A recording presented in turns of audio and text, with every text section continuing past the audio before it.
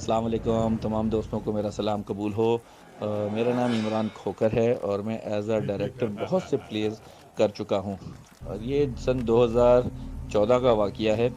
हम लोग शूट करने के लिए टंडो अलायार गए और वहाँ पे एक प्ले की शूट चल रही थी, उसका नाम था मलकुल मौत।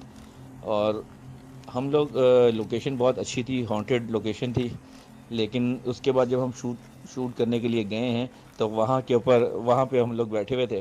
तो ये है कि जो कब्रें थी ना, वो कब्रें भी आप लगाएं कि जो एक नॉर्मल कब्र होती है 4 बाय 6 की होती है, वो कब्रें कम से कम 8-8 10-10 फीट की कब्रें थी लंबाई में।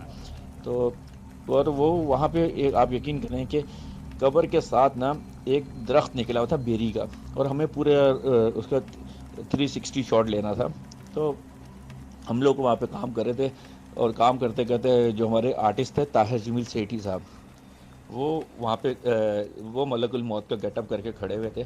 और मेरे साथ दो ख़वातीन थी, ख़वातीन आर्टिस्ट थी। उनको मैंने मना किया कि आप लोग अभी आपके सीन नहीं है, आप कब्रस्तान में नहीं आइएगा।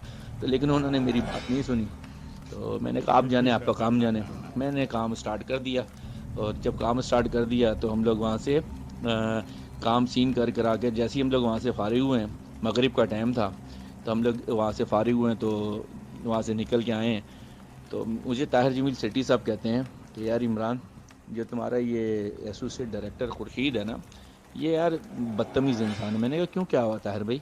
बोलते हैं यार शूट ख़त्म हुई, जैसी शूट ख़त्म हुई तो इसको मैं इससे बातें करता रहा, मैं पूरे रास्ते इससे बातें करता रहा, उसने मुझे एक बात का भी जवाब नहीं दिया।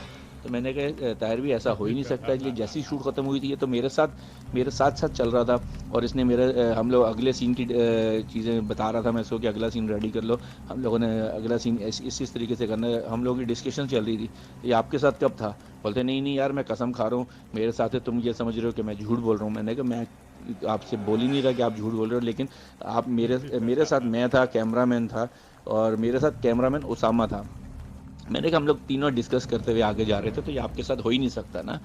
तो इतने में हम लोग वहाँ पे लोकेशन पे पहुँचे हैं। हमने कहा चलें, मैच की तरफ से सॉरी करता हूँ, लेकिन ये आपके साथ था नहीं। तो इनके साथ वो समझ लें कौन चल रहा था, मुझे नहीं पता।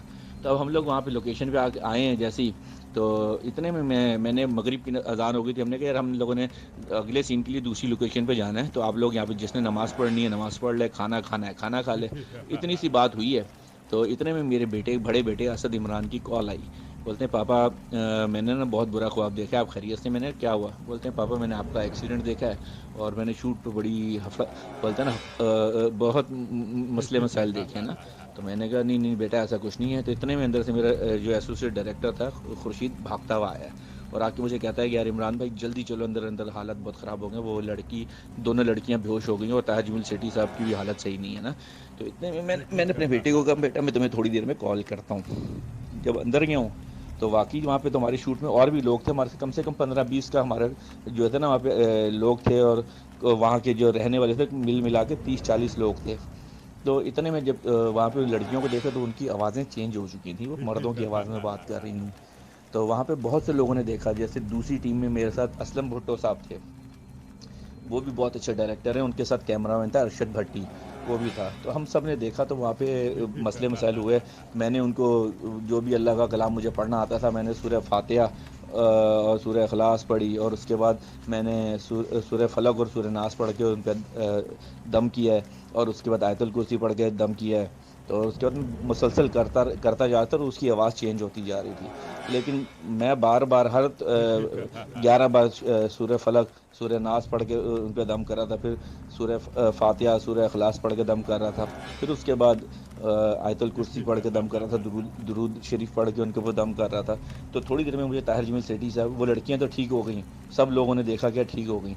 तो ताहिर जमील सेठी साहब मुझे कहते हैं कि इमरान मेरी हालत ख़राब है, मुझ पर भी दम करो। मैंने कहा ताहिर भाई मैं बच्चा हूँ, आप मेरे बाप की उम्र के हैं, तो मैं कैसे आप पे दम कर सकता हूँ? बोलते हैं मैं तुम्हें कह रहा हूँ बेटा मेरी तबीयत ठीक नहीं है, तुम करो, ये लड़कियां को तुमने ठीक किया है तो अल्लाह के कराम से तो तुम भी करो, अल्लाह ने तुम्हें ये चीज़ नवाजी है। मैंने उनके ऊपर सब लोगों के सामने उनके दिल पे हाथ रखा और मैंने यही अपना अमल जारी रखा। सूरह फातिहा सूरह इखलास सूरह फलक सूरह नास और आयतल कुर्सी और दुरूद शरीफ पढ़ के उन पर दम किया। उनके ऊपर भी 11-11 बार दम किया और वो ठीक हो गए। और फिर उसके बाद मैंने उनको कहा बेटा हम अगली शूट पे जा रहे हैं, अल्लाह ना करे आप लोगों के साथ कोई अगले सीन करने के लिए जा रहे हैं, अल्लाह ना करे आप लोगों के साथ कोई मसला हो तो मुझे रिमाइंड करवाना।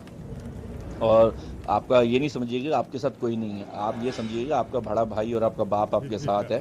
और बस ये एक हुआ था। इसके बाद ये एक लोकेशन का मैं आपको सीन बता रहा हूँ, और इसके बाद अगली लोकेशन पे क्या हुआ उसके लिए आपको अगले पार्ट का इंतज़ार करना पड़ेगा। आज तक के लिए इतना ही। आप सब दोस्तों को मेरा सलाम कबूल हो। और एक छोटा सा मैसेज, घर से जब भी बाहर निकलें सूरह फलक सूरह नास पढ़ के निकलें, आयतल कुर्सी पढ़ें, दरूद पाक पढ़ें जितना कर सकते हैं। मुझे इतना यकीन है कि अल्लाह के कलाम में इतनी बरकत है कि आपके ऊपर बोलते ना कोई बुरी नज़र नहीं टिकेगी जब अल्लाह का कलाम आप पढ़ते रहेंगे तो। दुआओं में याद रखिएगा। आप सबका दोस्त, आप सबका भाई इमरान खोकर। अस्सलाम वालेकुम।